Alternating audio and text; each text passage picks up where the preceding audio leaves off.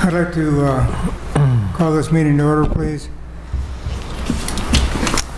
The first item on the agenda is to certify closed meeting.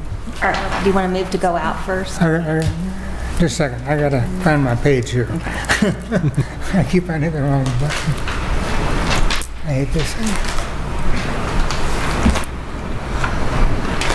9th, agenda report. Here you go. All right. First item is to go out of closed meeting. Do I have a motion, please? Second. Motion moved and seconded. Roll call, please. Mr. Perkins? Aye. Mr. Brown? Aye. Ms. Biggs? Aye. Mr. Todd? Aye. Mr. Gabriele? Aye. Mr. Creed? Aye.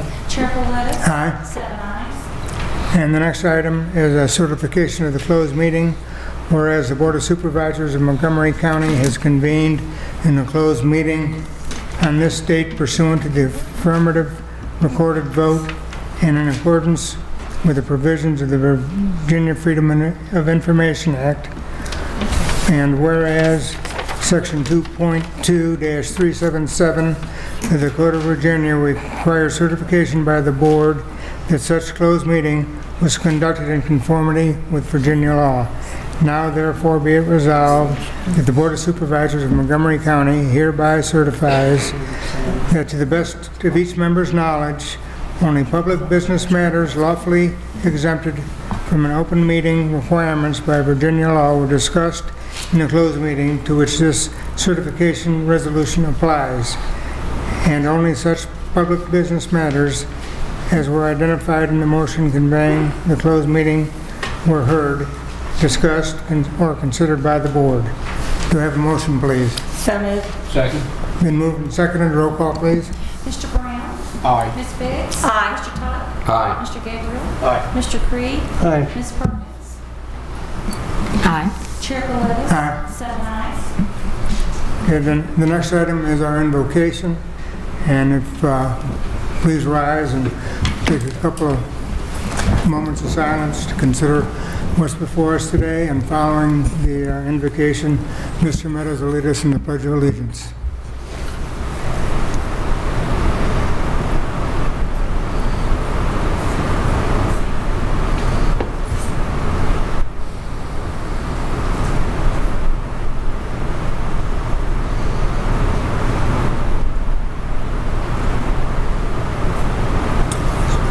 Let us pledge, please. I pledge allegiance to the flag of the United States of America and to the republic for which it stands, one nation, under God, indivisible, with liberty and justice for all. Thank you. And the next item is our public address. And at this time we have 3 folks signed up. I'll call them by name, and as you come forward, please state your name, your address, and you'll have 5 minutes to speak. And the first person on the list is Todd Robertson.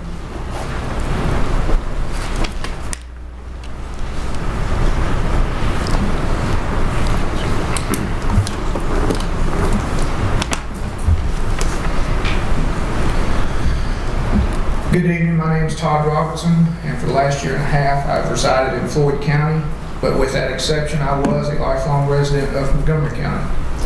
My wife and I are members of Auburn Baptist Church in Roanoke, where we teach a class of 6 to 11-year-olds on Sunday nights.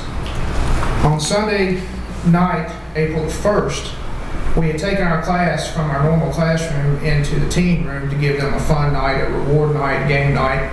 During this time, a woman walked into our church, into our classroom, took my wife's pocketbook and left, proceeded to Radford, and went on a shopping spree. She left for a period of time and then returned at about 11:30 p.m. for round 2. She left again in the early morning and returned again to the Walmart in Christiansburg at 9:30 on Monday morning. During this time, once my wife and I come to the realization that the pocketbook actually had been stolen, we contacted the Montgomery County Sheriff's Department. We spoke with an Officer Alls, who took all of our information. We then went home. My wife called and canceled one of our credit cards. She tried to call and cancel our Stellar One Visa check card, but through the Lord's intervention, she was not able to do so. We got on our knees and we prayed. I left, went back to the church with a flashlight at about 11 p.m. and started searching the ditches and the culverts in the field across the street. During this time, shortly after 11:30 p.m., my wife contacted me and said that the card had been used at Roanoke Food Center. So I went there and went through the trash cans. She called me back and said the card had been used multiple times at the Walmart in Fairlawn. So I contacted the sheriff's office again. Officer Alls was working a wreck. Officer Hall called me back. And in the meantime, my wife had also called me back and let me know that the woman was using it at the cookout. I gave Officer Hall all the information. He immediately went to the cookout, and it's my understanding he missed the woman by about 10 minutes. He got a description of her and her vehicle. He went to the Walmart and pulled still photos from their video of her and her vehicle, met me back at the sheriff's office along with Officer Alls, where we looked at the pictures and tried to come up with possible suspects. Our pastor met us there about 4 a.m. to look at the pictures to see if he recognized the woman. We all then went out to Roanoke Food Center and watched the video of her giving gas, where we got a good shot of her, the vehicle, and a partial plate. The two officers began to run possible plate numbers, possible states, but couldn't get anything. I went back home about 8, picked up my wife and children. We returned to the bank there in Ryer, met with Misty Lucas to start changing our accounts, canceling everything, and changing it over. When Misty pulled up our account, it showed that the woman tried to use the card again at 9:30 at Walmart in Christiansburg. Of course, by then the card was shut off. And then it instantly popped up that she was right then at Barnes & Noble. I jumped in the vehicle, headed that way, contacted the sheriff's office, and told them what was going on. An officer that was en route saw her, pulled her over, and she was arrested in downtown Christiansburg. I showed up there about 10:30. Officer Alls also showed up there at 10:30. I went back to the bank. My wife and I finished what we needed to do. Went back to the sheriff's office at about 12:30, where Officer Alls, who was supposed to have left at 7 o'clock that morning after a 12-hour shift, was still there, came out, talked to us again, let us know that they were going to go search the woman's residence to see if the pocketbook was there, told me who to call and when to call back that afternoon. I called Investigator Morgan late that afternoon. He did have my wife's pocketbook. He was very helpful. He got in her pocketbook, got her to ring the keys out, verified the key numbers with me over the phone, because my wife's work after university was prepared to change every lock on Martin Hall, but thank the Lord all her keys was there. That saved her a lot of grief and a lot of trouble on her job. At 7:45 that night, Officer Alls, who was off duty, that was his night off, he called me again to see if my wife actually did get her pocketbook back. Thank the Lord, we got it back, and we got the majority of the contents back. I cannot convey to you members how much we appreciate the Montgomery County Sheriff's Department. These men, these officers, they took this as if it was their own wife that it was happening to. I cannot thank them enough. I cannot praise them enough. I cannot tell you how professional, how they went above and beyond, especially Officer Alls. But each and every one of them went above and beyond the call of duty. And I just want to speak to you and tell you how much we appreciate the Montgomery County Sheriff's Department. Thank you. Thank you. Thank you very much. Great story. And thank our Sheriff's Department. The next speaker is Ron Robertson. We do want to pass that on to Sheriff Witt. We would like to pass Absolutely. this part on to Sheriff Witt. Hello, my name is Lauren Robertson. Excuse me if I talk funny, I'm trying to fight a cold. I live on Ridgeview Road in Floyd. And of course, what started out as I thought the worst April Fool's joke ever was no joke at all. My husband's already filled you in on the details of what happened. I'm just here to express my gratitude and tell you guys how thankful I am that the Sheriff's Department did what they did. All the officers that were involved, they went, like he said, above and beyond the call of duty. They treated me like a human being, and they knew my concerns, not just a case. And for them to call and check on us the next day, it just meant so much to me. And to know that they really cared about what they were doing and that they took their job seriously. I felt very violated, like a part of my life had been taken from me that night because my life was in my pocketbook. But they even went as far as saying, we're sorry this happened. They did not need to apologize for what happened, and they took care of the situation. They put in, I think they put their heart into the situation as well by trying to help us resolve what had happened.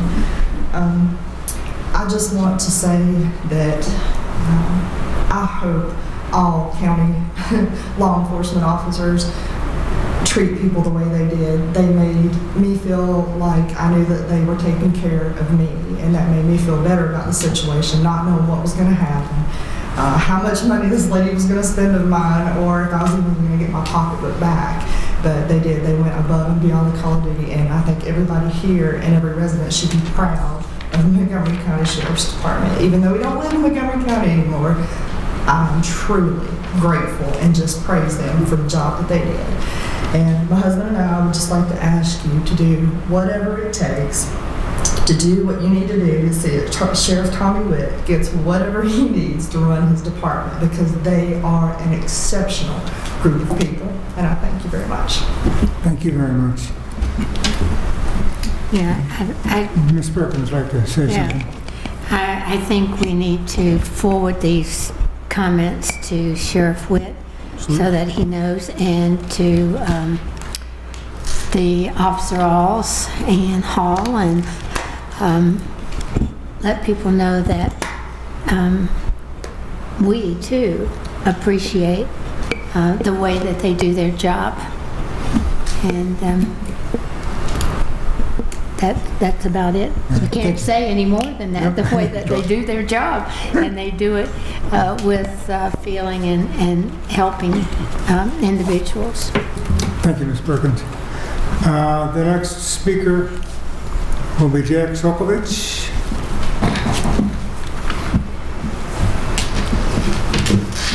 Good evening, everybody. Good evening. My name is Jack Sokovich. I live on High Rock Hill Road down in Pilot.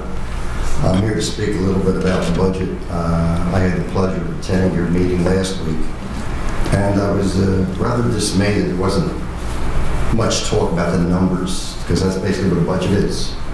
There were some anecdotal stories, but not really a lot of meat on the budget. And I'm hoping that that's something that we in the audience and people will be able to experience tonight as you banner about these figures. Certain things, I downloaded just a half a dozen pages of 249 pages. And certain things just kind of hit me, and I was wondering maybe they can be addressed later on as you discuss things. There's 3 contributions from libraries. The Floyd contribution is $64,000. And yet just below it, the Christiansburg contribution is only $8,000, and Blacksburg only $12,000. That's a fairly disparate set of numbers. I was wondering maybe somebody could address them as you go through the budget. And that's on page 7. Another one is a number that kind of seems awful low. It says sale of school buses, $5,000. That's what it was in fiscal year FY11 and fiscal year FY12. I mean, when we purchase them, as they keep going up and up, why don't we get more money when we sell them? And you would think that just seems like an awful low number too. The one that really disturbs me, I mean, it's a great thing here to, under insurance coverage for county buildings and their contents at replacement cost value. Now, when we lost a high school, why didn't we have replacement cost value on that building? And when the insurance company only offered you $5 million, why wasn't it pursued legally to try and get the replacement cost value back? Somebody was remiss, and I'm hoping that you still have time to pursue those funds. And as you go through the budget, I'm hoping to see some actions on parts like that. Thank you very much. Thank you, Jack. That is all the people that are signed up for the public address. If there's anybody else in the audience who would like to speak at public address, please step forward, say your name and address, and you have 5 minutes, please. My name is James Wessel. I live at 604 Fairview Avenue. I've been in the community for a long time, went to high school here in Virginia Tech. Over the last 5 years, I worked for a local builder, and I've been asked to do more for less income for the last 5 years. The builder is dealing with less income for last 5 years. And it just seems to fly right in the face of everybody who's working harder and getting less for it to have an increase in the taxes. I know some of it's necessary for building this new school or the 2 new schools in the renovation, but I would just ask if you possibly could, just to make it as small an increase as possible, because again, it's a community and we suffer together and we prosper together, and it's only fair. So that's all I have to say. Thank you. Thank you. Is there anybody else in the audience who would like to speak to this public address?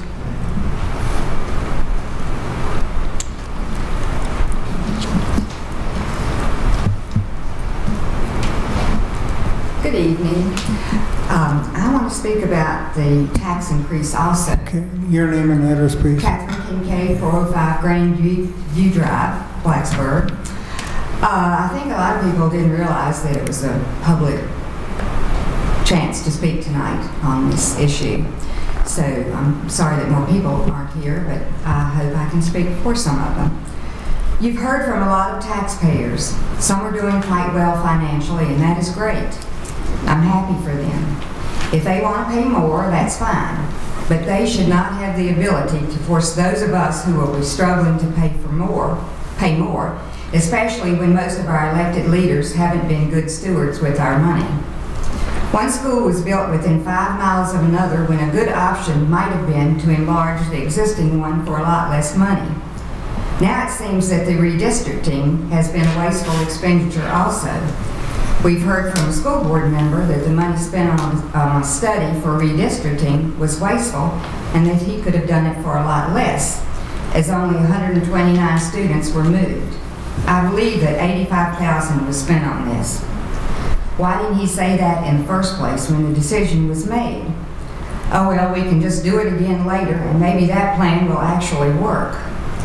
If Kip's elementary school had been enlarged, maybe Price's Fork could have been built in another place and would not be filled at only about 36% capacity.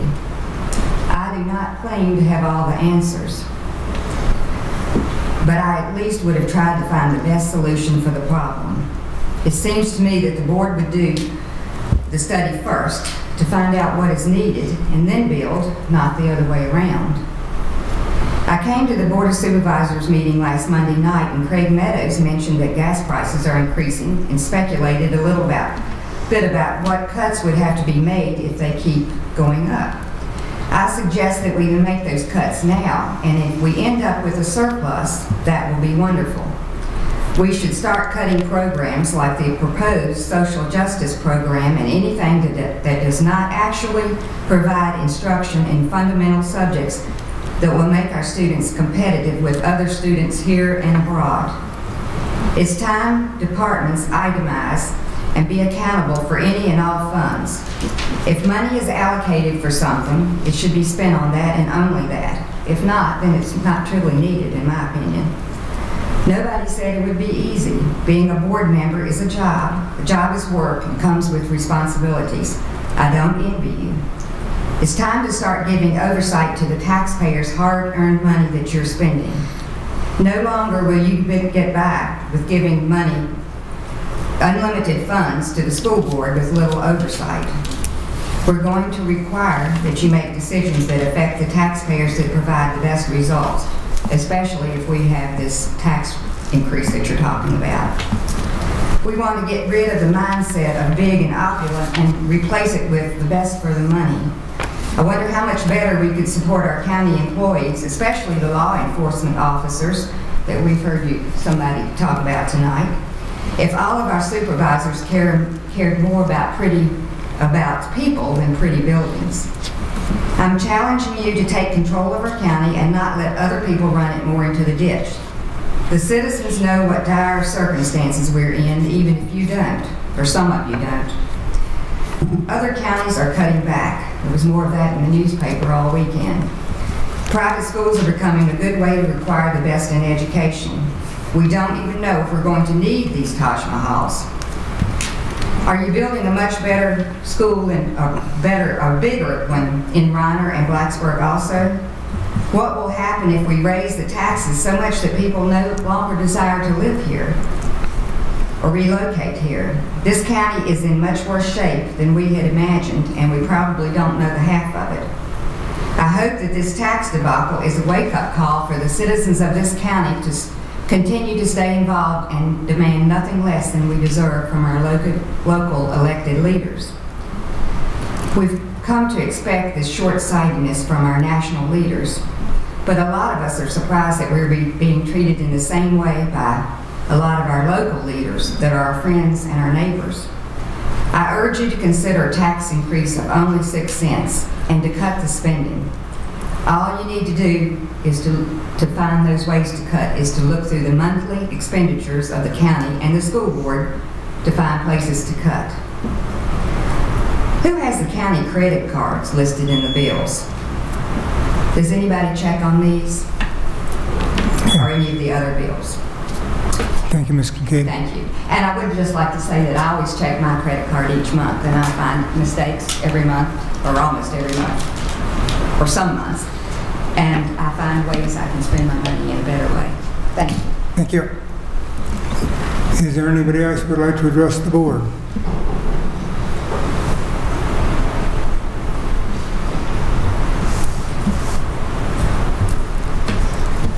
Good evening. My name is John Harvey, and I live at 2170 Cedar Walk in Blacksburg. It's my first time speaking before you. I'd like to start by thanking you for your public service. I think it's overlooked. You sacrifice a lot to support us in the county, and we appreciate it. I'd like to talk a little bit tonight about taxes and financial stewardship. Events have occurred in the county, like the collapse of the Blacksburg High School, that have caused us to incur a significant amount of additional debt. I just simply like to request that we look for ways to save money across the board in the budget and use that to pay off some of this oppressive debt. I think that debt is going to become a bigger problem for us in the future, and I would like to see us shift our focus from using debt to fund these to start to saving money so that we can pay for things ahead of time as much as possible. Obviously, a calamity like the school is unavoidable, but we also should start thinking about planning ahead and saving ahead for our budget. I have 4 children. 2 of them one of us already graduated from Blacksburg, and 1 will graduate this year. The others graduated in another county. I think the school board and all the areas of the county need to pull together, cut expenses, and focus on reducing our debt. Thank you very much. Thank you. Is there anybody else who would like to address the board at this time? Seeing no one, we'll close our public address. And the next item on the agenda is addendums, and we have one. We do have one tonight, yes, sir. Our addendum. Yes, Mr. Chair, if the board would consider this addendum, this is another deed similar to the ones that are before you under new business. They're dealing with the new Auburn High School project, and the county is obtaining a little bit of right-of-way and construction easements. They're going to be widening Route 8 to accommodate the school, and so the county is purchasing right-of-way and purchasing temporary construction easements. And so there's 3 different deeds. There's 2 already on the agenda. The 3rd one came in late today, signed. So I'm asking that if you would consider putting it on the agenda for consideration and approval by the board. Okay. And we'll take action on that under new business. Yes, sir.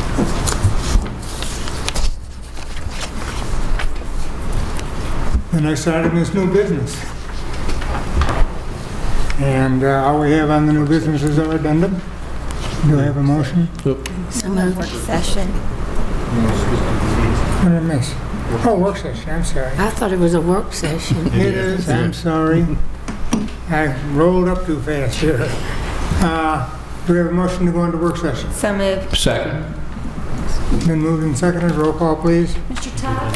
Aye. Mr. Gabriele? Aye. Mr. Creed? Aye. Ms. Perkins? Aye. Mr. Brown? Aye. Ms. Biggs? Aye. Chair Politis? Aye. 7 ayes. And the first item under the work session is the Department of Social Services Clyde position request. Ms. Edmonds. Thank you, Mr. Chair.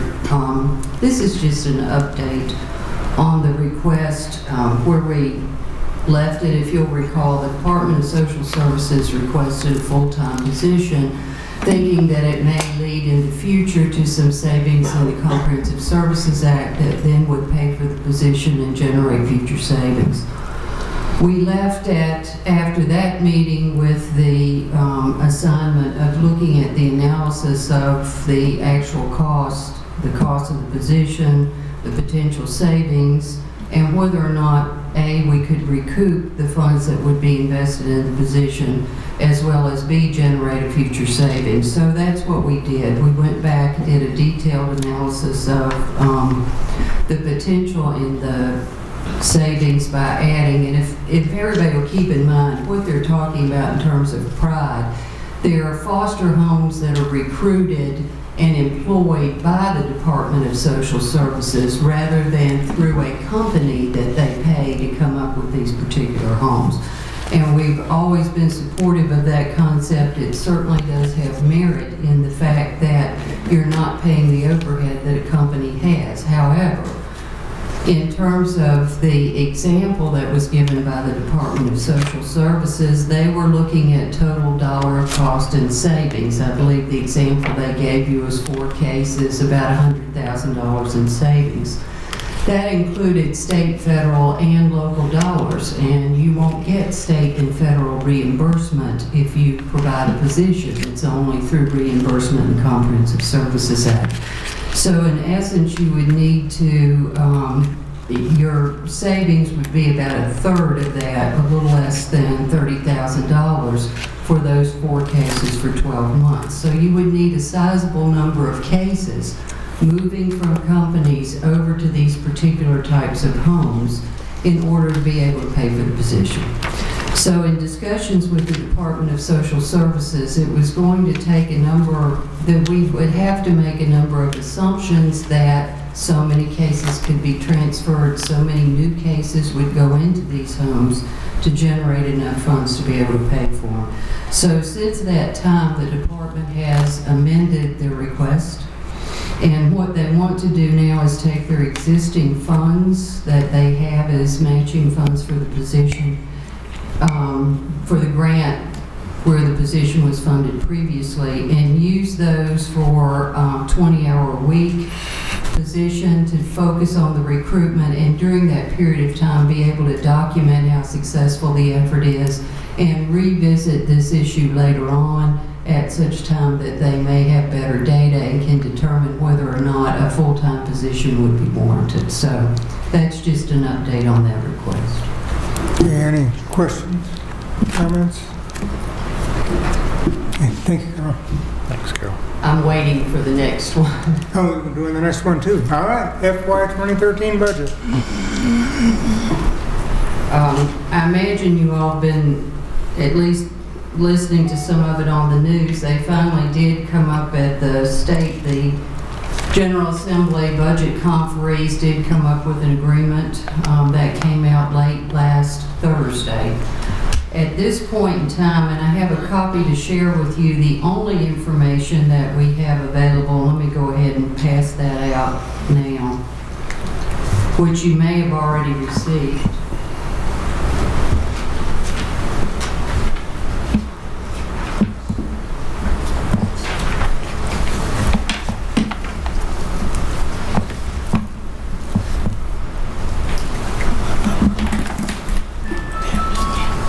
It's entitled Major Features of the Conference Report, and as you will see, it gives major categories and rolled up numbers, and we know that there was some agreement on some additional dollars in addition to what the governor had in the proposed budget. However, what we don't know is how that detail breaks down to Montgomery County. So we are currently waiting. I did talk to Dean Lynch at VACO this morning. VACO nor VML has any more detail than this information on this paper. So they are also waiting to see what gets posted out of the money committees to determine exactly line by line and how much specifically is going to localities. So at this point, We know there's some more money in certain things, but we don't know exactly how much that's going to be. The other thing that's going on is VACO and VML. We're having a conference call with the governor today regarding VRS and some of the proposals that they have made to defer that, make it a local option, some justification that they were going to present to the governor. So 2 things this week we anticipate is going to happen. We're going to get more detail on the conference committee reports, and we're going to know what the governor plans to do in terms of amendments on VRS. But tonight, as of now, we don't have any of this information. What I do have to share with you to begin your work session is sort of a status update on where we are. As we have discussed before, we go back, our budget manager goes back and starts scrubbing numbers again to look at revenue and is there additional revenue that we can put on the table. And there are some categories that we're comfortable in increasing the estimates. I'm going to pass these out for you and talk about that for a little bit.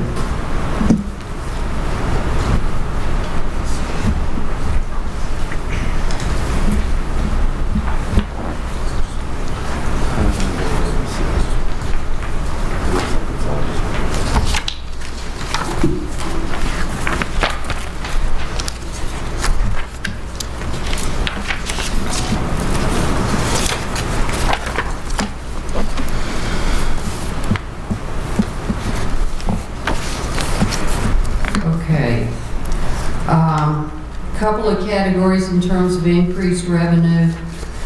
We have increased the sales tax revenue based on collections. Again, we trend those all the way up till we close the budget. We feel comfortable we can add another $112,000 to that amount. Delinquent tax revenue, our collections are good on delinquent taxes, and we believe that it will yield another $177,000 in terms of delinquent tax collections. We're also showing here on the expenditure side, I know Supervisor Biggs had brought up earlier wanting to include funding that we did in the current year for the brain injury services in the amount of $800. That's shown. I think Supervisor Biggs, in response to an email received, had also requested some discussion about additional funding to the RC&D, and that is supposed to be resource. It's not spelled correctly, but that's the intent. The New River Highlands Resource Conservation and Development Council. We currently fund them at $700 and have done that for any number of years. They requested, I believe, $3,000 in response to a reduction, I think, in state funds. So the question is, do you want to have some discussion about whether or not you want to provide any additional funding to that agency? We did not increase funds within the proposed budget to that organization. The other 2 changes we talked about last week and handed out a bullet point sheet that talked about VRS changes, the fact that the state did change the payment of VRS and the requirement that there be an employee increase in order to offset that cost. The cost for the schools, and I want to point out that this does include the cost to the county for making that change, as well as taking care of the employee and making sure there's no additional employee out of pocket for both the schools and for the county. So the VRS change in schools is listed here, and the VRS change for the county is listed. On the expenditure side, again, the schools are allowed to phase it in 1% a year for 5 years, and the county is required at this point in time, unless something changes, to do the full 5%. The 2 items highlighted in yellow are the things that we are waiting on numbers from the state. Whether or not the so-called flexible cut or local assistance to the state, or however you want to phrase it, whether or not that reduction is going to increase out of the conference report. It did increase, the reduction decreased in the governor's proposed budget, House Appropriations Committee added some additional funds to decrease that further. We don't know what, at this point, has come out of the conference committee. So that's one of the items we're watching. The other one, there will be additional state funds for schools. Initially, the school staff and I had been going back and forth and looking at both the House side and the Senate side, and estimated that somewhere between $600,000 and $800,000 may be a number of additional revenue to schools. As far as the conference committee report, we have no information, no allocation information to know what that number will be. So those are the two items at this point that we're currently waiting to get additional information for. So that's all I have at this point. I'll be happy to try and answer any questions about this information. Otherwise, we wait. How much does it cost for us to, if we were to change our schedule, and we're supposed to vote on the budget on the 16th, how much would it cost to do the re-advertisement and go through that process approximately? If we don't do the budget on the 16th, but we push it a week or so, we don't have to re-advertise for the public hearing. If you want to change what you're advertising, if you wanted to do a higher tax rate, then you would have to re-advertise. Okay, so if we just need to, wanted to move it, I think Mary initially talked about this, so it wouldn't really cost us, if we just put it off one more week, it wouldn't cost us anything? No. The reason we're setting it at the April 16th has to do with getting the tax rate, the tax bills out. And so we generally try and set it for the middle of April so that we have plenty of time in order for the transactions to occur in the Commissioner's office and the Treasurer's office to have as much time as possible to get the tax bills out to the citizens. They're only required to have them in the mail 14 days before the due date. But the treasurer always and everyone else wants people to have more time, and that's the reason we're doing it. If we push it a week till the 23rd, it'll probably be fine. It'll be enough time for them to handle their work. Well, my reasoning was, well, there's a lot of different things going on here, but basically because the General Assembly is not going to get together until next Tuesday. So we'd be doing something on Monday where we wouldn't even know any state monies, and hopefully on Tuesday when they do get together, I'm hoping that they can come to a consensus, but I don't know. But anyway, that's the first problem. The second problem is that, always before on the county side, you guys always, when you got the state money figures, you could sort of give us an idea like what would happen if we went for the 12 cents or the 11 cents or the 10 cents. You sort of broke it down for us. And there's been a lot of discussion out in the community about that on the school side. I think there are a lot of people that are very interested in how does that affect not just the county side but the school side too, and you don't know until the schools know their state money too. So it seems to me that, practically, to be practical about it, instead of shooting figures, you're shooting a target in the dark, really, because you don't know. And we've been in this situation before, as you well know, because the state's done this before. But it just seems like it would be beneficial to move the date when we would have the information that we would need and give you guys a chance to let us know what would be impacted if you knew the state money and you knew the different, the different tax amounts. What would be impacted on the county side? What would have to be cut out? What would have to go? And I would assume that that's what the school side would be working on to let the school board and citizens know on the school side. But it just seems like we need these parts to put the puzzle together in some manner, because everyone keeps saying we need to cut, but we don't even know really what we have in front of us until we know what's going on with the state, which is unfortunate, but it's sort of the way it is. Right. Normally what we do is we're looking at various options, which would include leaving the 12 cents where it is, adding additional revenue and adding that to the budget, or using the additional revenue in a manner that would then lower the tax rate. And those are generally the options that we look at.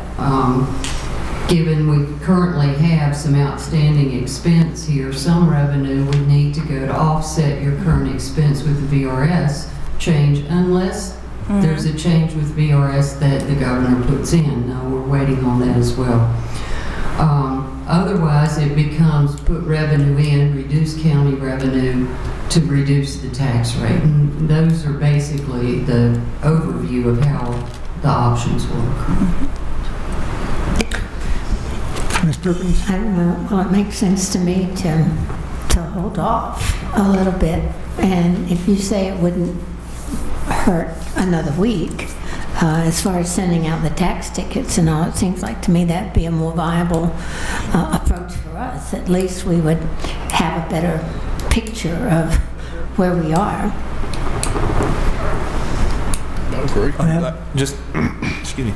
So, Ms. Biggs, you're suggesting, if I'm understanding you rightly, is that we push off the vote on the budget and the tax rate for a week until our April 23rd meeting, and then hopefully in the interim, hopefully the state would get together on the 17th, pass the budget, and then in the interim, the county staff could send us, perhaps by email or even within the agenda packet, information on what different tax rates would be.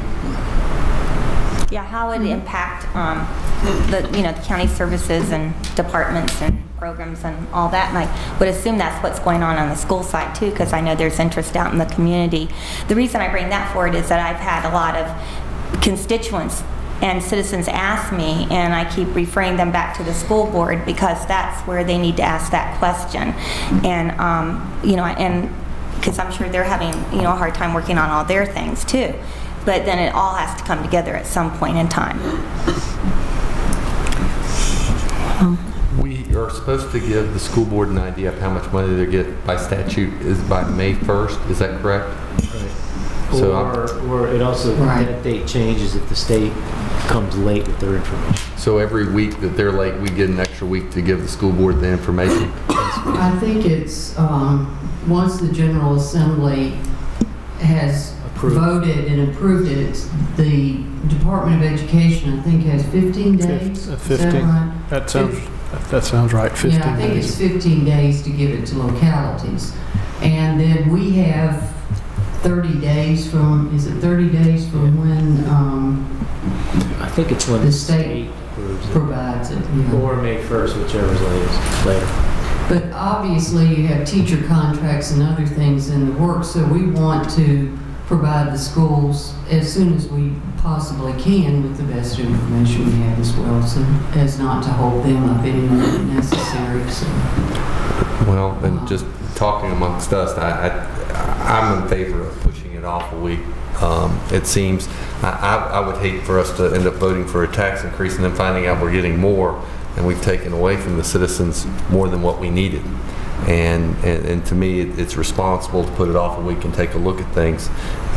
And so I'm in favor of pushing it off a week. It's not going to cost us anything. I think the school board understands where we're at, and yes, it's another week they're delayed. We can still get our tax tickets out. So that's where I'm at.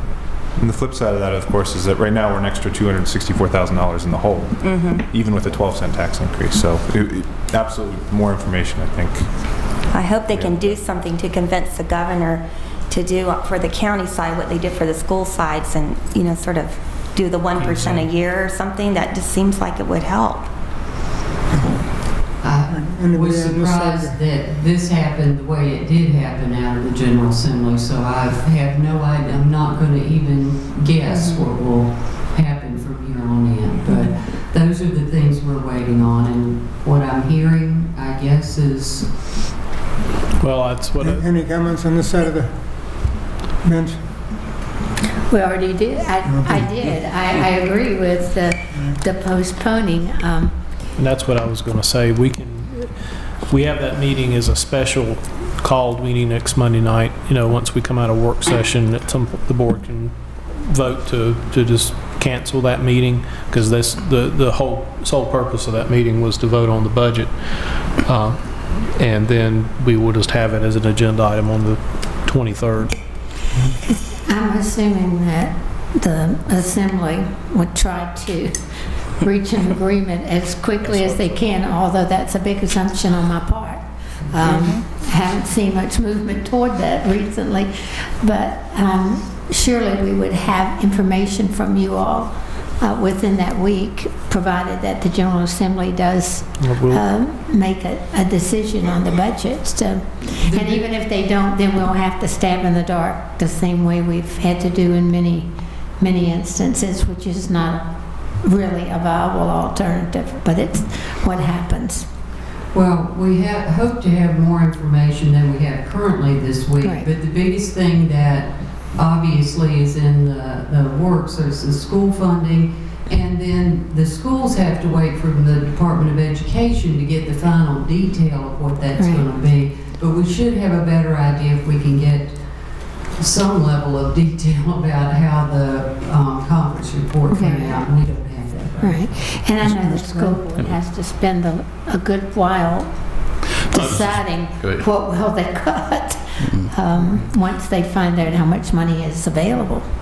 This is a question that I have. I know that I read somewhere where the state is taking the local fines, a percentage of them generated by the local police departments. The state is taking so much of that money. Will that impact Montgomery County, for an example? What I saw, the allocation I saw, it's for the collections over 30%, and we were sitting at 25%, so they wouldn't take anything that we currently have, unless it changed in the conference report.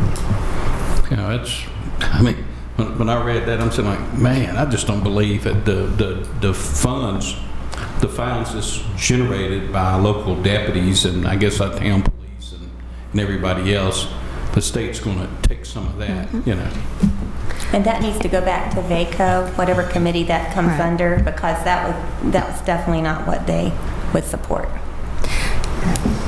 Isn't that really what's wrong with VRS?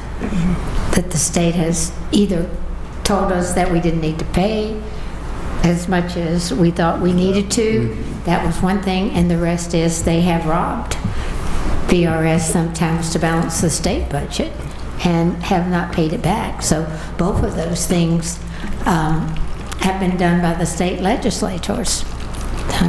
And now we're having to bear the brunt of that.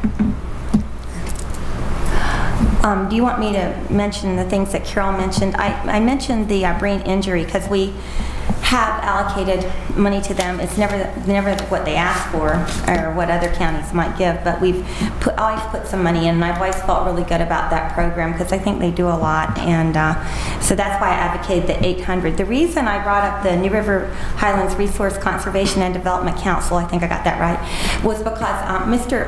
Chuck Shorter serves on there, and he had emailed all of us, and many of us know him as a former Board of Supervisor member who is a conservative member, and he emailed us his concern about, maybe if we could increase that. So I told him I would just bring it forward to, so everyone could recognize it, that, they had asked for a little bit more. And as far as what to do about that particular issue, I don't know, because we are giving them what we gave in the past, correct? Right. So it's not like we're, not giving them anything.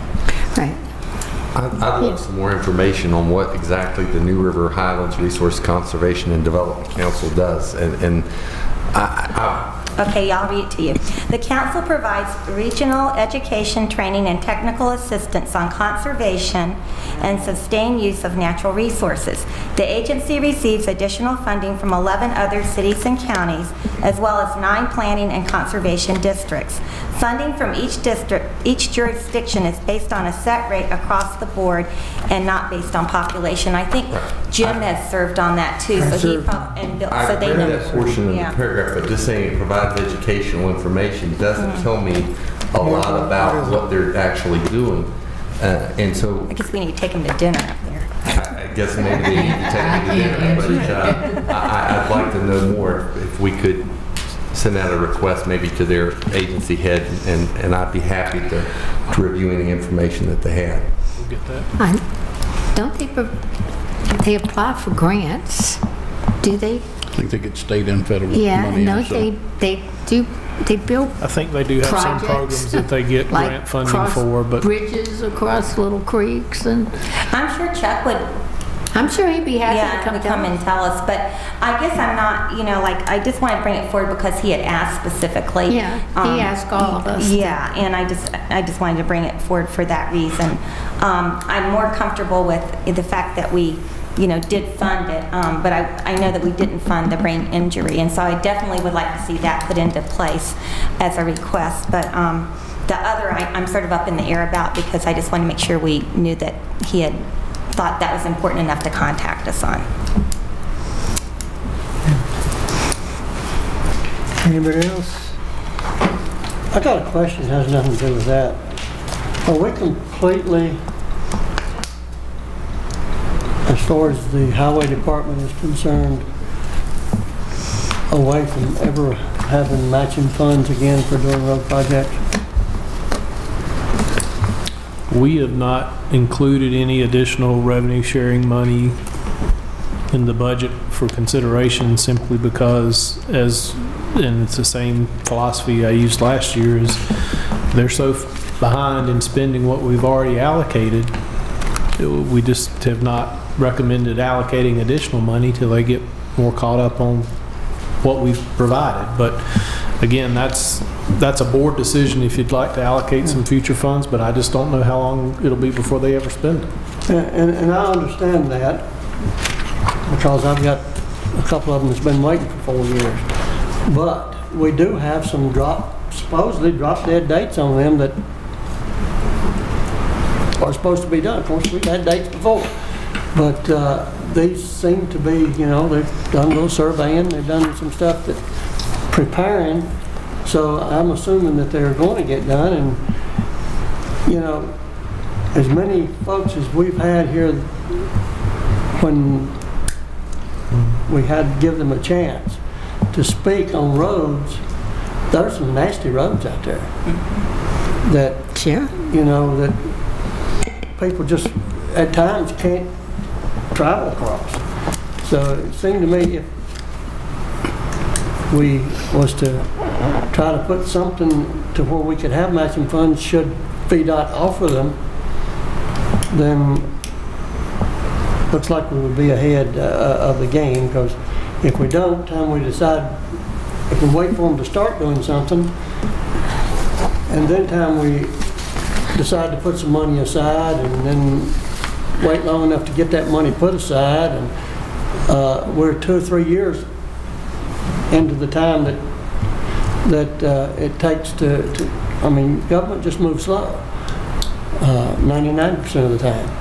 Well, and one of the recommendations, Supervisor Creed, in the budget, as far as using some of the one-time money and whatnot, we had recommended setting aside some money for future capital reserve for projects and whatnot. If the board wanted to take a piece of that and earmark it for revenue sharing funds for roads, you could certainly do that, because some of that money wasn't identified for a specific project. It was just identified as a need to set it aside for future items.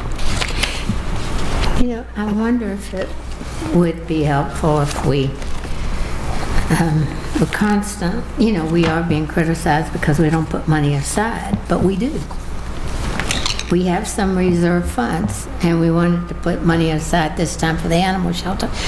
And I know they're all in the budget, but it might be helpful if we could see another sheet with just the funds that we put aside for reserves and what they're for, and why we're doing that. We can always use those funds for something else, but we have been doing it. And I do know that when we refinanced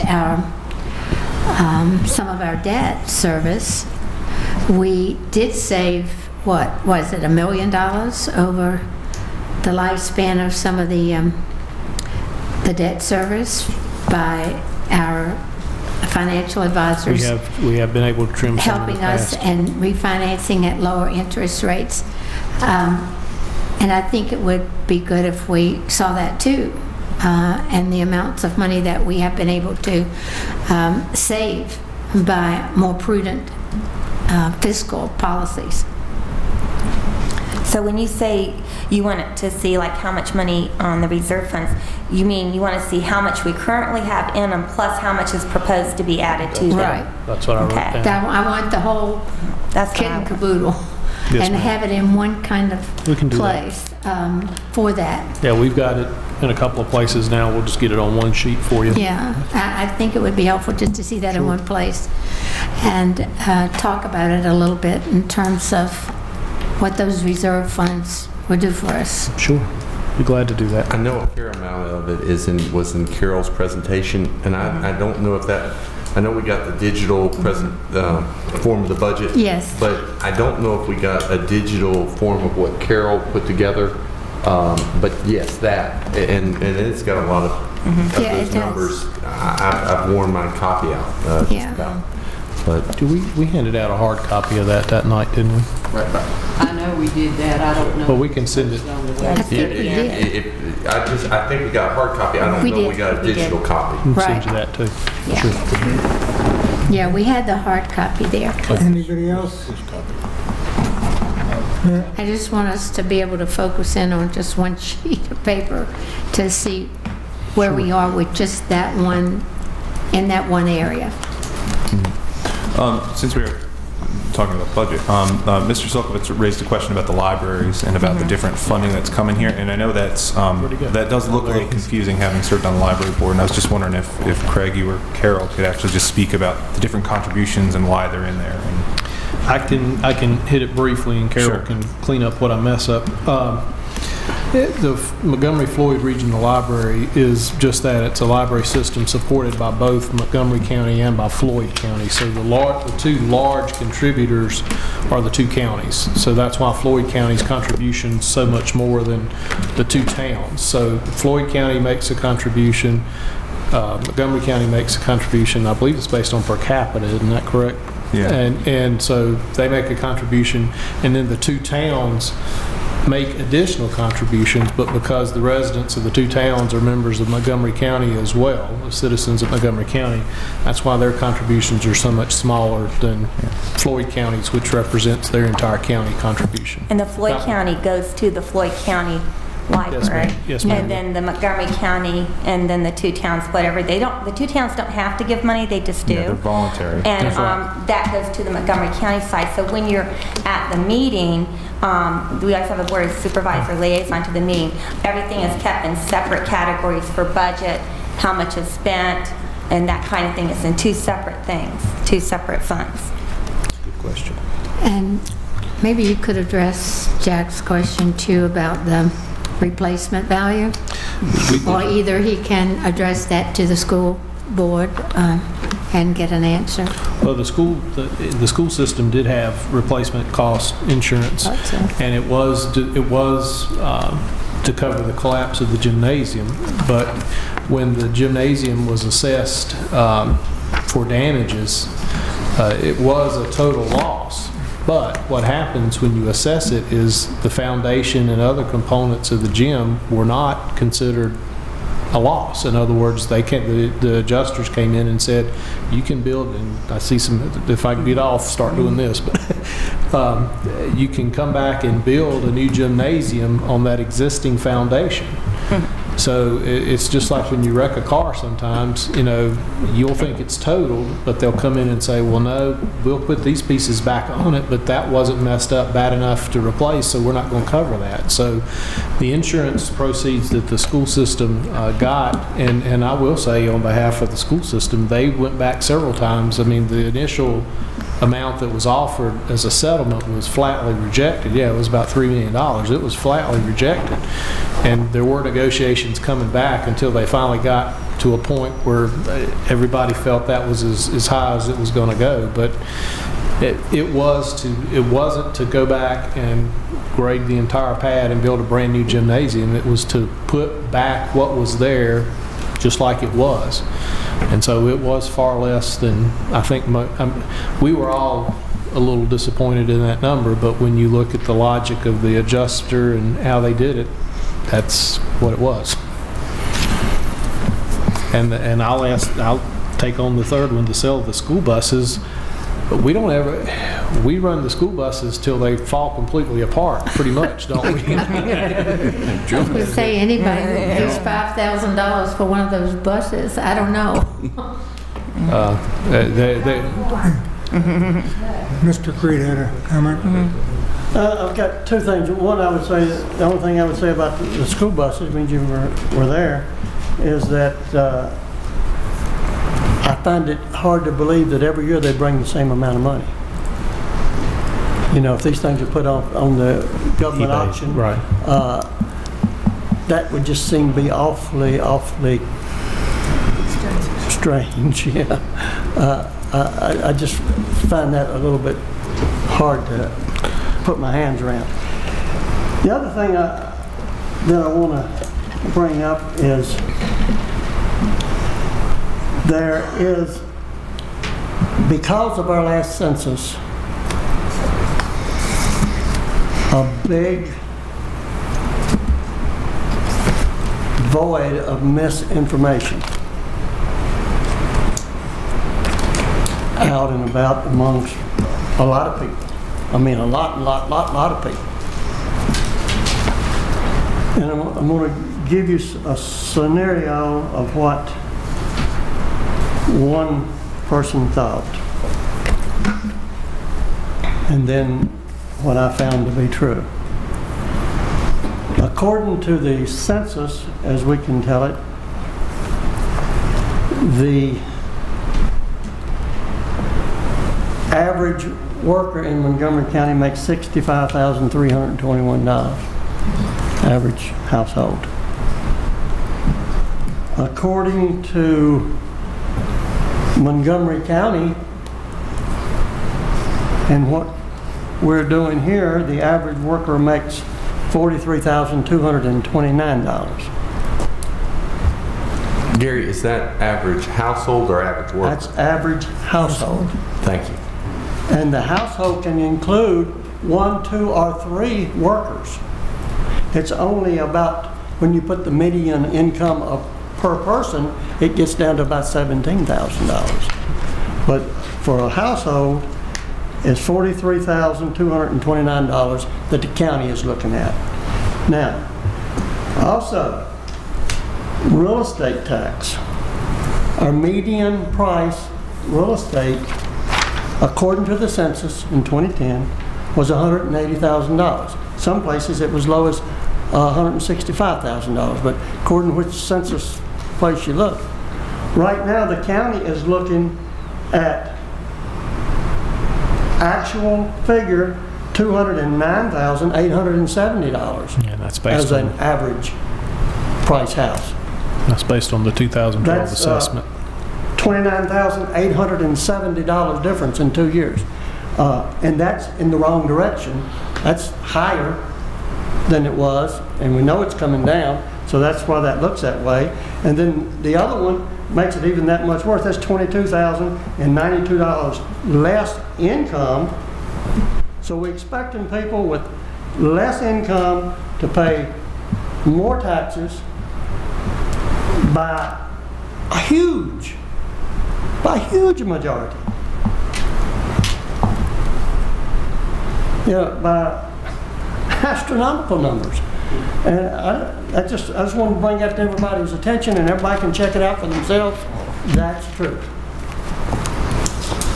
That's all. Mr. Creed, where did you get that information that was provided by the county? From here, yeah. From this county, okay, because I sent you an email about this, but you know I've seen different information on our own website on the than what you presented, and also on the Montgomery County Economic Development site, which does have the median income at $65,322.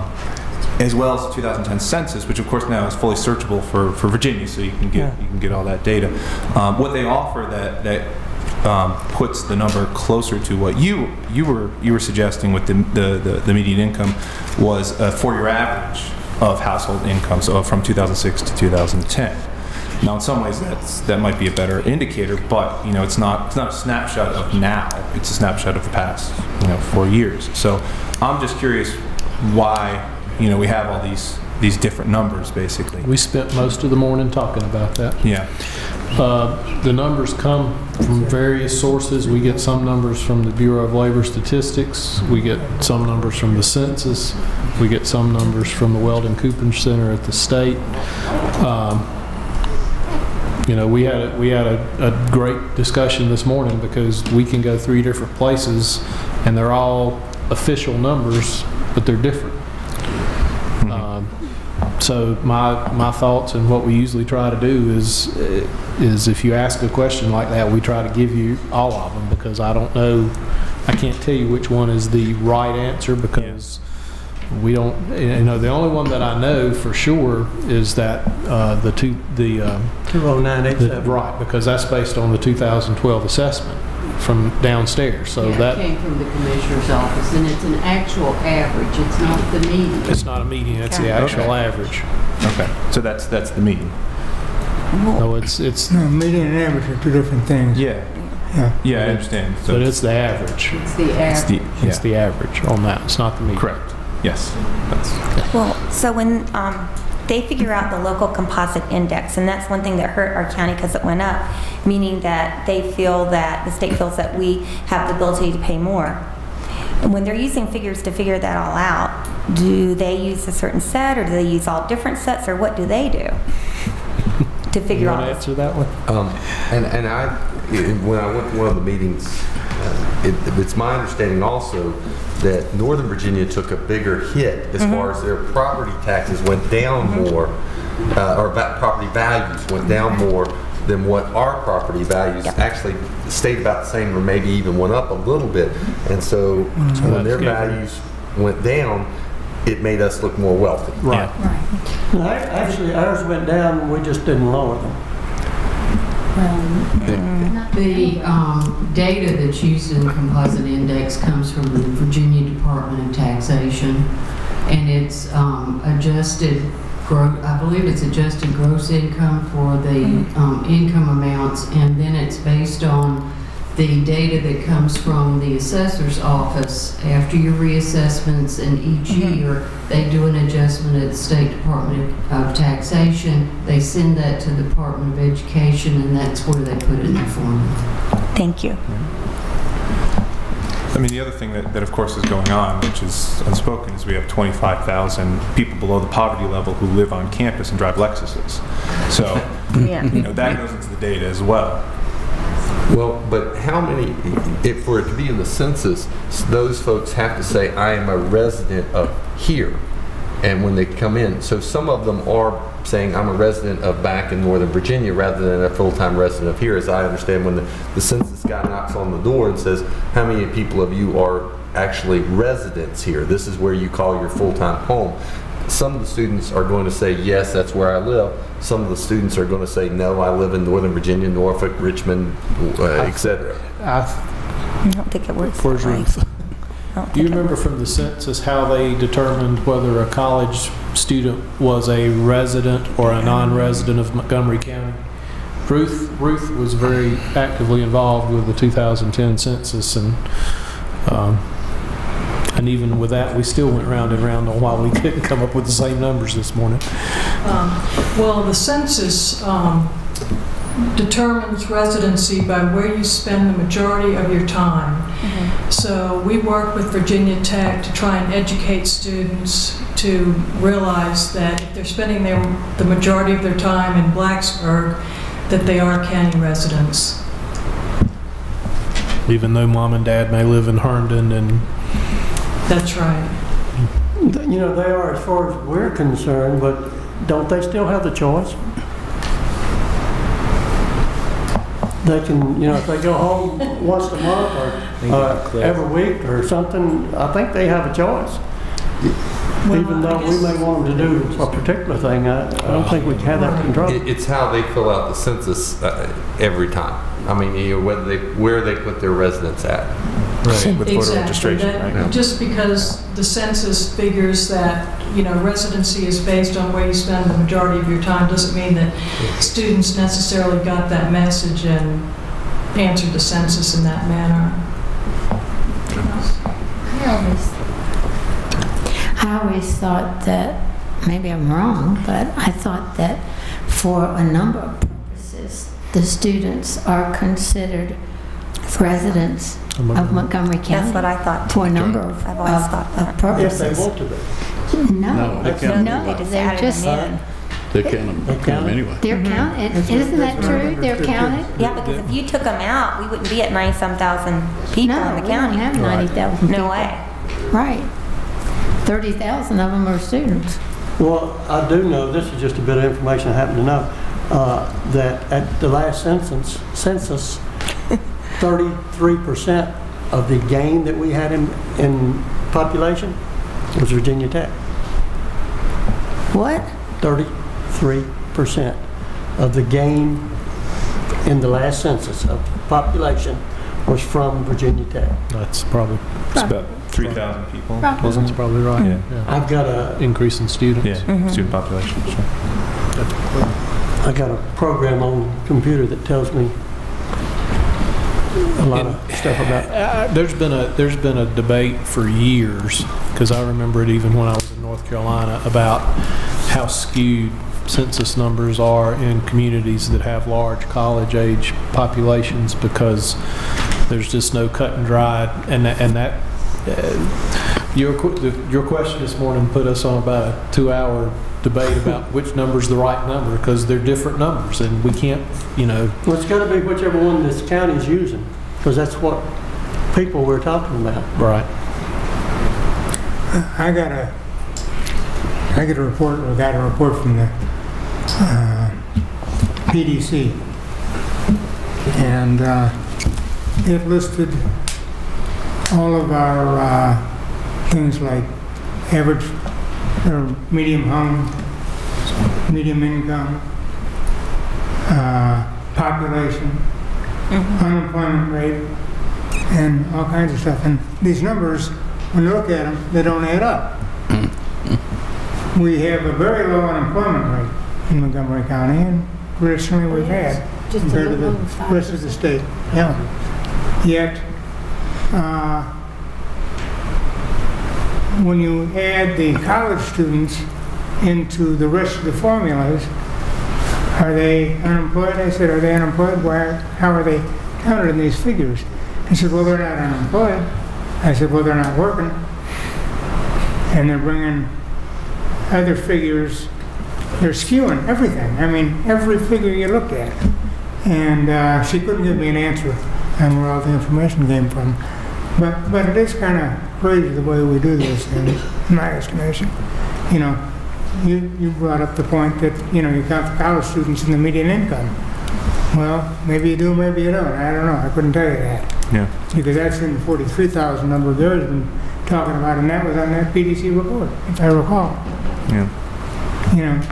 And that institution has a lot to do with a lot of figures we get. I'll tell you that. Good and bad. So there's some way we have to. Can we blame that one on Richmond too? I don't know. I mean, probably. Why not? That's true. Let me give you one more little fact of something that y'all might find interesting. 15.9, this is according to the census, 15.9% of families and 42.3% of the population of the county were below the poverty line in 2010. And I know that we've had discussion about, because that 42% number is really high, and there's been a lot of discussion about that. That does, it appears to include the college kids that get counted in there too, because they're driving the Lexus, but they're not bringing any income. And I saw another report, and it might have been in the PDC, where it said 25% were under the poverty level. Yeah, and that's. So it all depends on where you're drawing your numbers from, I guess. Yeah, and the number from Tech, as far as population, that included professors, not just students. I include everybody that, and a lot of them come and go. So I include 33% total. Well, my father always told me, figures don't lie, liars figure. But the Waiting on your side, whatever you want to see. Go ahead. I mean, I don't know how. I mean, just like if a professor came and the professor lived in Craig or Giles and they filled out their census sheet, they wouldn't fill it out for Tech. They'd fill it out for those localities. And so it wouldn't. Now, the ones that came on short term, I guess 4 or 5 years or whatever, and they lived there, lived in the county, they would fill it out that they were in the county.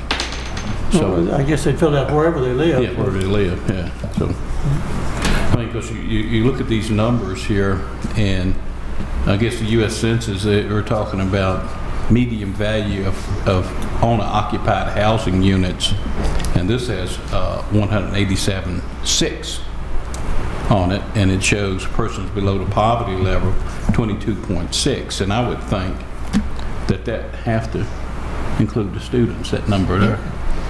Yeah. That's a pretty good divide between, probably twice that gets you to the 42.3% that this other side is saying, so that's pretty close to half of them students. And the number, you know, statewide is like 10.3%, so I know we're not twice as high as the state. I didn't fill that in, but this same site had over 65 years old was 8.8%. So I guess just from looking at the young and the old and the families and the not families, that tells you that it's got to include, when you get to the 42.3, got to include students. Yeah. Has to. Changing the subject completely about using some of the law library funds and to be able to operate and have remote sites at the libraries. Would someone mind approaching the library board and see how they feel about that before we say, hey, go ahead and do it? But part of what I would like to see us do is use some of those library funds to provide access to be able to do legal research in the 3 libraries, but also some training for the librarians, because it's a very different type of research that they'd be doing, and I think those funds could be available. We're only, and those are funds that are just sitting there, that they're continuing. It's basically, as I understand it, those funds are coming from the suits that are filed in the law library fund, and so that might be. But I would like to know what the library board's input is, or have their input on that. What did you mean about the librarians doing the research? Because that's not going to work. I can almost tell not you. doing the research, but at least having some basic knowledge so they can say, hey, here's West. So they could help. So the training to be able to utilize West, whether we use West or Geronimo, there's several different softwares that they could be able to utilize, and so if they need a little training on the software, that we would be providing those additional funds so that their staff, it wouldn't be a burden on the libraries, rather we would be paying our way, so to speak, and still providing patrons the access to the information that they might need. And so that's the type of training I'm talking about as far as research. Telling them, here's a way you can do your queries, and here's some of the information that you may get with these type of requests. I think your idea is good to ask, because I know right now they're sort of overwhelmed with the people coming in with the Nooks and the Kindles and helping them do the e-books on those. I guess the job of a librarian, you have to know a lot about a lot of different things, but I like your idea of having the place that people could citizens actually do research. I think that's great. But yeah, that'd probably be important to ask them. How would we do that? Would we take it back to the library board meeting, or would you send Paula? We'll mention it to Paula and ask her to bring it up at the next library board meeting. Any further questions or comments? Sorry, I have a question about the one of the things that was coming out of the conference report, and I saw it on the little summary that Carol just pointed out, was a suggested 2% pay increase to all state employees, and I was just wondering if that's going to impact the county at all. I mean, I know it'll probably impact some employees with the county, or no? It would, because there was also the 2% merit increase that was included in the proposed budget. So you want to Commissioner, the constitutional offices. Revenue.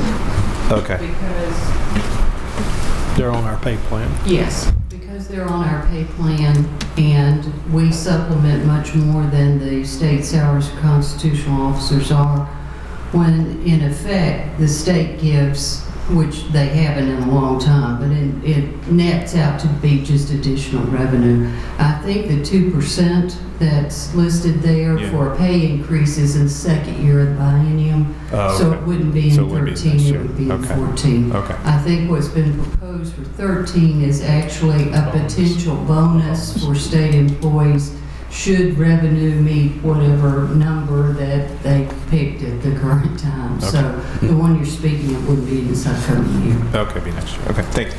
Thanks, Carol. Anyone else? Do I have a motion to go to work session? So moved. Second. Been moved and seconded. Roll call, please. Mr. Gabriele? Aye. Mr. Creed? Aye. Ms. Perkins? Aye. Mr. Brown? Aye. Ms. Biggs? Aye. Mr. Todd? Aye. Chair Politis? Aye. 7 ayes. Okay, then we have Now, one addendum. We need to, when do we make the motion about the meeting to change in under board member business? Or I'm going to do that right now. We're going to put that under new business, cancellation of the meeting. Or you could do it right now, I think. I can do it if you want. Okay, I'd like to make a motion that we cancel the meeting of April 16th and we move the time period to vote on the budget and the tax rate to our April 23rd meeting, hopefully knowing what the state is going to do by then. Got a motion, do I have a second?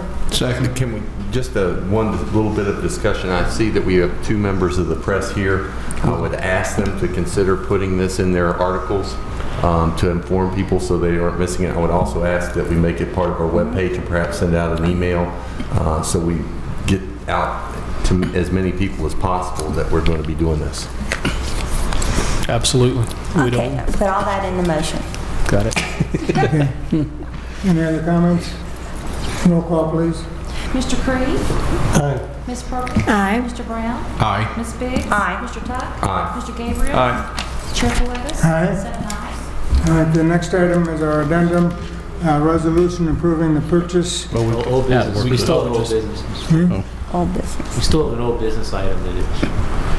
Don't we need to, okay. We're supposed to put this on new business. We never did add the addendum officially to the agenda. Yeah, the addendum. Yeah, we never did that under Business goes addendum. before old business. No, old business. Every once in a while I get it right. Old business first. Just keeping my mouth shut. Resolution approving the purchase and acceptance of the right-of-way and a temporary construction easement from Loretta S. Corbin Associates with the new Auburn High School construction project. Do I have a motion, please? So we're moving it to put under new business to vote on. Is that what you're saying? This is under new business. Okay. No, we haven't done old business, but what happened was under addendum, we were supposed to add it and we skipped over it. So now we're adding it and we're going to put it under new business. Is that what you're saying? Yeah, so I'm still not right, am I? No, I hate to correct the chair, but I'm making a motion that we add the addendum under new business. I thought we did. No, we never did officially. We all agree, we all should. Yeah, but we never voted on it. You're a little confused. I didn't think we don't do had this to. I often. thought we just said. Do I have a second? Well, I'll second it. All right, Okay. roll call, please. Ms. Biggs? Aye. Mr. Todd? Aye. Mr. Gabriele? Aye. Mr. Creed? Aye. Ms. Perkins? Aye. Mr. Brown? Aye. Chair Politis? Aye. 7 ayes. Now, I'm not going to read it again. Now you're official. Do I have a motion on the addendum? We didn't need to. We have to do, don't we have to do old business first? No. New business is always Yeah, old first. business. Old business, Lawrence Hills of Bell. Yeah, we got it. Look at old business. And then and new Old business business. has to be done before New this can business. take effect. Is that what you're telling me? Yes, sir. We need to do old business Let's first. do old business, please. He goes first. You'll get there, don't worry. Marty, don't do this again.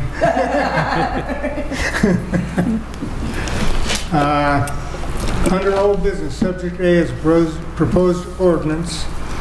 An ordinance amending the concept plan and the proper statement previously approved, order ORD FY 07-23 for 17.927 acres, zoned residential Family RM1 located on the north side of the Pepper Ferry Road.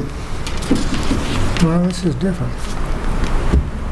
Route 114 across from the Bellevue Elementary School in the Politis Fort Magisterial District and identified as tax mapped parcel NOS numbers 64-A-42, account number 017168, Forest Hills at Bellevue LP.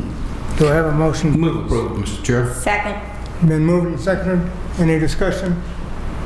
Roll call, please. Mr. Creed? Aye. Ms. Perkins? Aye. Ms. Biggs? Aye. Mr. Tuck? Aye. Mr. Gabriele? Aye. Mr. Brown? Aye. Chair Politis? Aye. 7 ayes. Now All we right. can do new business. Here it is here now. I didn't roll down far enough. All right, new business. Subject A. Had an ordinance amending the concept plan and the proper statement previously approved. I got the wrong one again.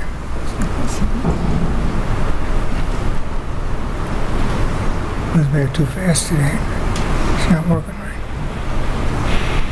We're on A. What am I doing here? Purchase and There we acceptance.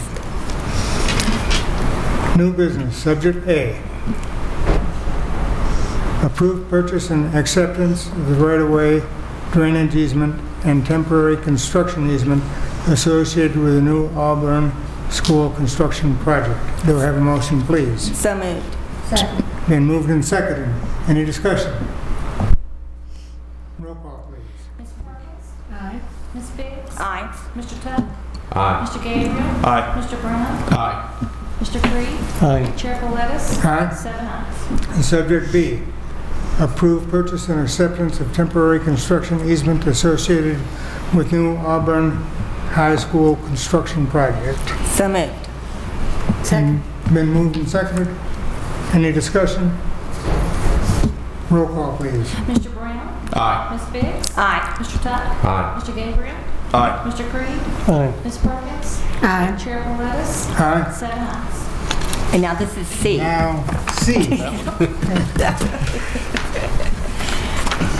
Resolution approving the purchase and acceptance of right-of-way and a temporary construction easement for Loretta S. Corbin Associates with the new Auburn High School construction project. Do I have a motion, please? So moved. Second. Been moved and seconded. Any discussion? I'd just like to say that I appreciate the staff in getting a reasonable price for this easement, $2,000. That's a reasonable price, and I'm very appreciative of the staff getting that number. I'll certainly pass that on to the county engineer. He's the one that's been working diligently on those. Yeah, roll call, please. Ms. Biggs? Aye. Mr. Tuck? Aye. Mr. Gabriele? Aye. Mr. Creed? Aye. Ms. Perkins? Aye. Mr. Brown? Aye. Chair Politis? Aye. 7 ayes. All right, the next item on the agenda is the county attorney's report. No report, Mr. Chair. County administrator's report. Just one item I wanted to bring to your attention under tab D in your information for tonight. There is going to be a Smart Road open house, and that is this Thursday from 4 to 7 o'clock. So if you're interested, and I'm pretty sure that's open to the public too. So anybody can attend that 4 to 7 on Thursday, the 12th. That's quite a facility if you've never seen that. And the only other thing I'd add tonight is, again, thank you for the thoughts and prayers during my daughter's illness. She's doing much better, and onward and up. And that's all I've got tonight. Okay. Supervisor Biggs. Well, I attended the school board meeting for Mr. Gabriele last Tuesday night, and I guess you all have read in the paper about the redistricting. They had a very, very involved discussion about that, and decided for the time being it was, let's see, how did that turn out? It was a 4-2 vote to go ahead and move the students on Merrimack Road, on part of Merrimack Road from Kipps Elementary to Price's Fork Elementary. And I think during the discussion they all have pretty much the idea they're going to have to come back again after the high schools open to look at things again. And that's sort of the way that was left. And then the other news was they decided to have the last day for students be May 25th, which is a Friday, and then the last day for staff would be Tuesday, May 29th. And that was because of not missing snow days. And that was interesting because I don't remember, let's see, I've taught here 34 years. I think the only other time I remember children getting out in May was 1996. So it's very unusual that children will be getting out that early. And hopefully that will give them time to do what they need to do in the schools. And then I guess school is going to start back up for folks. Teachers go back May 8th, and I guess, May 8th, August 8th, and then the children would come the next week. So starting a little bit early. So that was pretty much that. The long discussion about the redistricting, that took them a very long time to discuss. All right. Where are we here? Ms. Perkins. I keep on losing this. I'm next. Who's next? Ms. Perkins. Ms. Perkins. No report. I was going to give one, but it's not worth it. Mr. Creed. I just have a question. Maybe one of the school teachers could tell me this. When you have early release, especially in elementary type schools, I know that children get lunch, get breakfast. When they leave somewhere between 11:30 and 12, do they also get lunch? They don't leave till 1 on the early release for elementary, and yes, they get lunch. They probably just don't leave for 1 at your school. I don't know.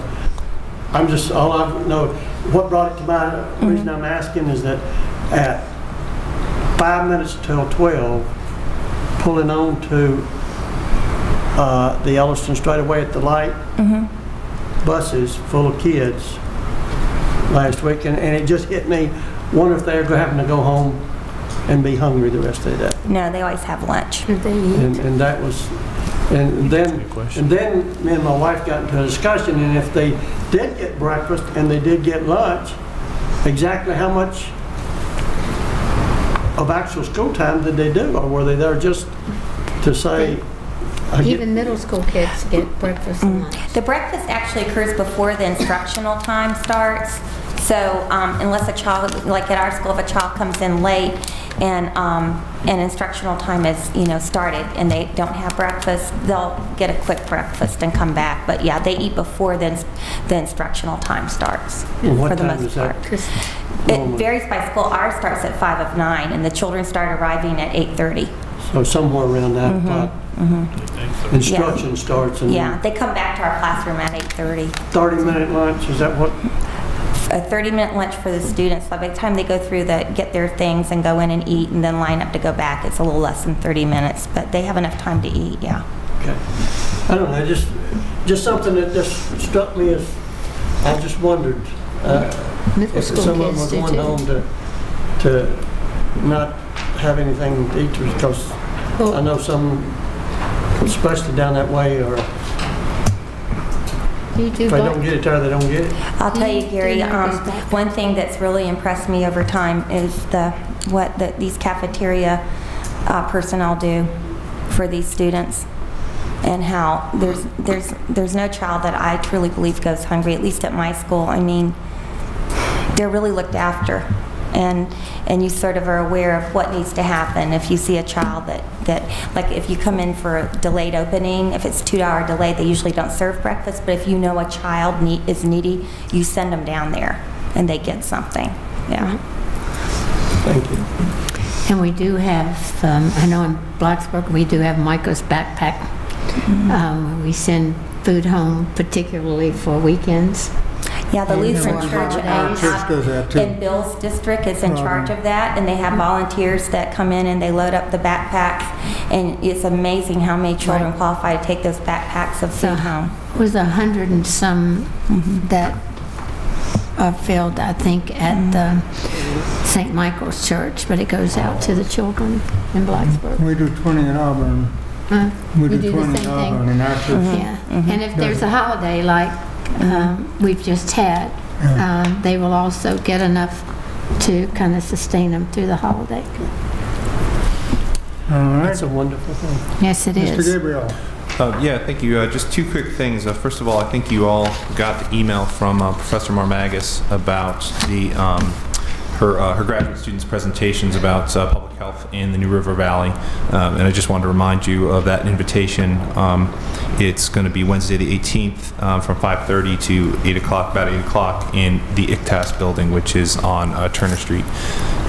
Stanger Street on Virginia Tech campus, and they'll be doing presentations on the research on the intermodal facility, or the environmental impact of the intermodal facility, the impact of potential fracking for natural gas in Virginia, and also air quality in the New River Valley.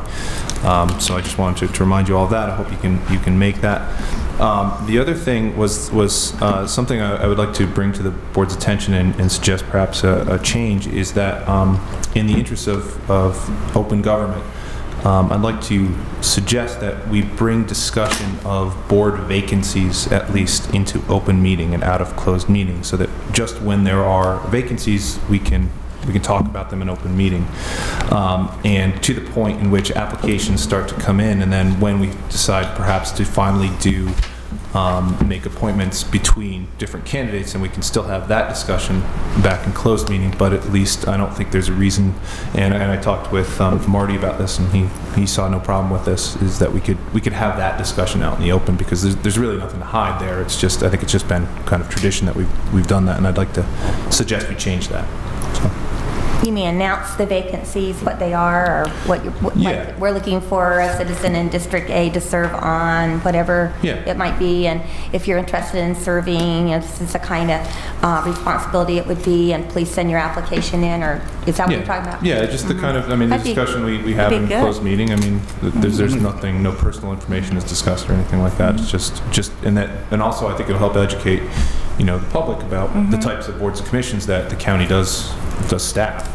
And the ways for citizens to be involved in county government. So. It's got to help the applicant pool. It can't hurt it. No, yeah. And to get us closer to getting that A instead of a B. Yeah. So.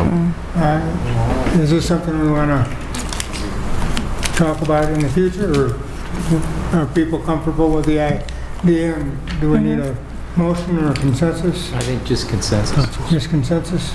So is it all right with everybody? Another thing that might help too is, remember sometimes how it's hard, like our timeline will expire and nobody has applied, and we'll be going, we'll have to extend the time. That would be maybe helpful to get the word out. I like that. It's good, Matt. Good idea. Way to go, Matt.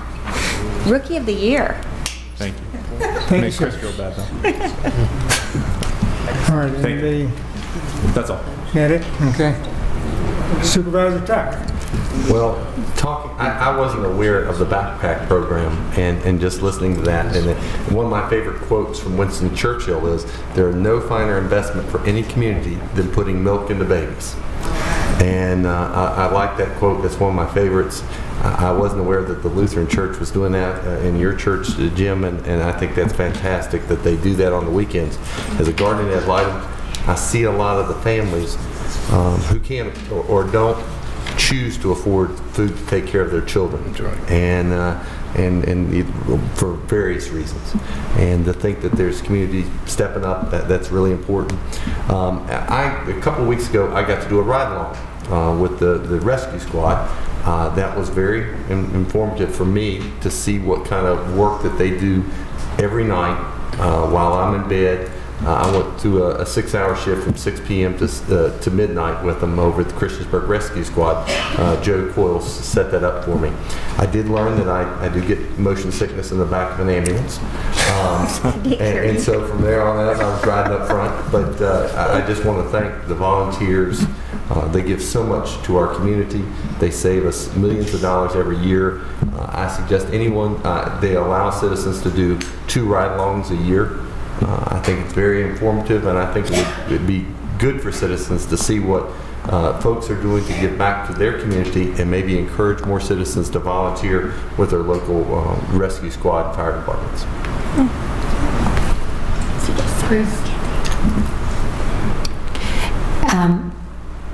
We load the backpacks at St. Michael's, and they provide the space and all for us to do it, but many of the area churches in Blacksburg contribute and are a part of it, and St. Michael's provides the space, and we get the food from different sources. So you'll know that it's not just St. Michael's, it is other churches that And people come can in. volunteer to help. They could ask volunteers from the schools too. What? People can volunteer to help when they need volunteers because they ask for volunteers from schools. It's all volunteer work. They come and they've got a regular system to have it done, and it's really quite good. And at our church, our missions committee collects money for the food, and I keep the inventory count, make sure we have enough to go from week to week, and then we have our youth is packing the bags, and then we deliver them on Thursdays for the weekend, or deliver them on Friday morning. We pack them on Thursday and deliver them Friday morning. So we do about 19, 20 at Auburn for the elementary and the middle school. So and we've been doing it, this is our second year, I think. It's good. It's a good service. Mr. Brown. The only thing I've had a citizen talk to me about, they said that basically we provide a citizens academy for the government, police academies and everything, but they were talking about on the lines of maybe having a business academy for businesses that, 3 or 4 weeks, something to do with maybe ABC sales, how they should put their, I think, a pseudoephedrine that behind the counters, or what happens, and the fake IDs, and calling the police for like bad checks, and people lotting, and they put it's a lot of things in businesses that they don't know how to do or what to do, and they thought it would be a good time for businesses to get together and learn a little bit about how to really run their business, and so to speak, gasoline drive-offs, and things. I had a whole list at the house I didn't bring, but the person suggested, says it wouldn't have to be long, 2-3 weeks. They could get somebody from ABC to come in and talk and so forth. And so that's just something that I would put out there for maybe the guys to think about. And just like I was explaining, most of the business that we have are located within the towns, so to speak, and it might be something that could be jointly done between, like the town of Christiansburg and the county done the other academy, and it's just something to think about. That's all I have. Oh, Mr. Politis, I forgot one thing, and it might go to when you have a meeting with the school people. I think one of our citizens brought this up and then asked me afterwards. When the school board officially moves over here, are they going to do their meetings like we do it so that people can watch them on television? There seems to be interest in having that. I think it would be beneficial because people could see the way the school board works, but if that were to happen, would that be something they would incur the cost for? I would think and they would be using this facility, but they would incur the cost for. And there'll be. And then would it go? Then does it go like on the television station we have, or how does it? Or does that cost money to go on that station? Well, that's Ruth. You want to take a shot at that? The school board meetings could be broadcast on Channel 190, and we have made that offer in the past to do that if they choose to videotape their meetings. Okay, thanks. And they're already meeting here anyway. Right, because they're meeting right here. Yeah. Just to add to that, since I've been to some school board meetings, I think it's a fantastic idea, and I really hope that they do decide to televise them, but I do know there's some resistance on the part of the school board. I don't really understand it, but I know it's there, and I hope they'll change their mind. I think a lot of people would watch it, and it would be a way for them to further, help to people to understand what they face and go through. I know even in Blacksburg they broadcast the Planning Commission meetings, which I think are interesting because I don't necessarily know what's going on in Blacksburg, and a lot of times, and I can find out by watching that. Matt, what was the resistance? Could you define it, or They didn't say. There just seemed to be general resistance against it because it was brought up about perhaps putting them on, and then several of the school board members said no. So it wasn't the money? They didn't talk anything about money. It was just at the very idea. There were several people commented at public address sessions that they should, do it. Miss Albritton looked like she had something to say. Okay. Miss Albritton? Phyllis Albritton, 1003 Howland Circle, and I'm delighted to hear you all talking about this because I did bring it up, and the answer to me was that it was expensive, that it cost money. And I've been meaning to get more detail about it, so I would talk, but that was the answer that I did receive, that, we're tight money and it does cost. Thanks. We're discussing it, so share your thoughts with us. Okay, thank you. Thanks. We can bring that up tomorrow. Yeah, that's what made me think of it. Yeah, we'll bring that up tomorrow. Offered it at no cost? I think we've offered to assist in the past, haven't we, Ruth? We have offered it for no cost to the school system. What would cost? you got somebody running the business? Yeah, you have to have personnel. Labor costs. Yeah. We've offered to let the schools use our equipment and also to broadcast their meetings on our channel at no cost. Of course, there would be cost incurred by having somebody staff the control room and I guess whatever equipment they would want to purchase that we don't already have.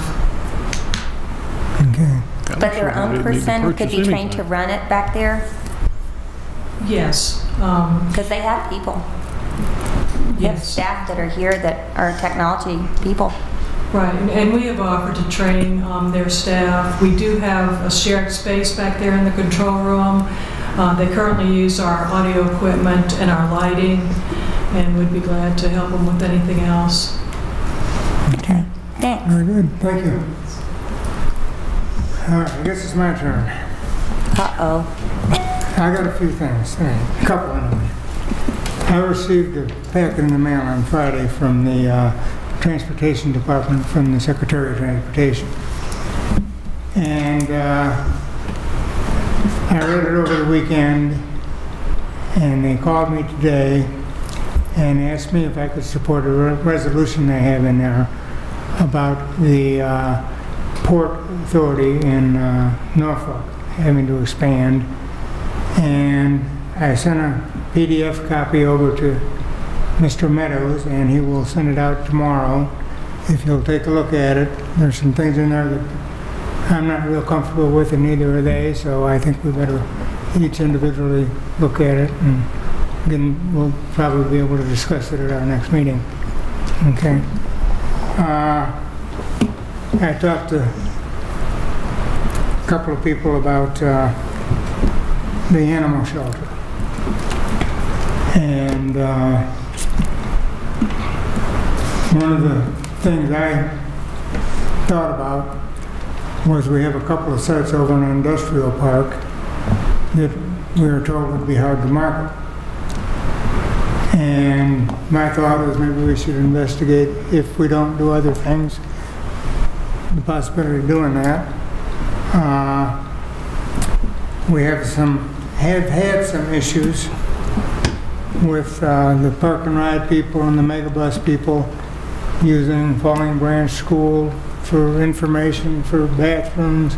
We put a couple of porta-johns out there, and I'm just thinking ahead is the possibility of, if this is a suitable site and it's close enough to that location. I'm not sure exactly how it's laid out over there.